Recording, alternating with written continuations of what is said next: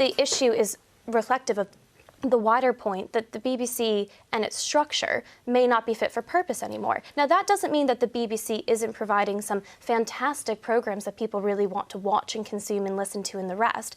It just means that in the age of Netflix and Amazon, maybe things need to change. And by the way, I don't think this means privatizing the BBC. Why aren't we talking about some kind of subscription service where it could be a cooperative or a style within the National Trust where subscribers own the BBC? I mean, you could have a really nice middle ground. I think often we paint the BBC debate as if we have to overthrow the whole thing or we have to keep it exactly as is. Why not just update it? Well, when you say overthrow the whole thing, let's have a look at this. This was from Nikki Morgan. It's in the Mail. The headline, BBC could end up defunct, just like Blockbuster Video.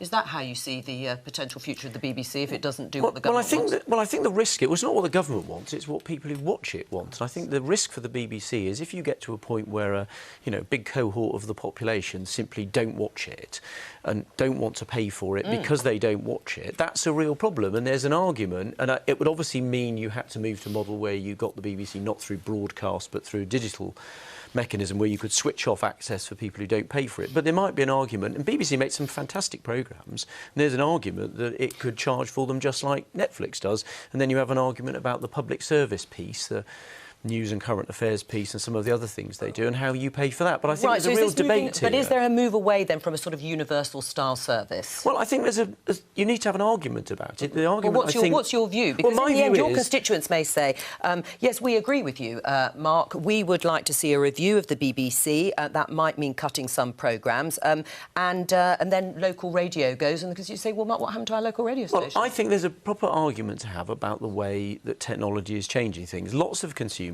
now, and I'm a recent user of signing up to Netflix, use different ways of accessing TV and what they spend their time on and whatever. And I just think the BBC. What would you be prepared to lose? Well, I don't think that's the argument. I think Kate makes the right point. If people are prepared to pay for things, if you look, for example, at the massive growth in podcasts, the changing way people listen to BBC radio programmes, there's an argument.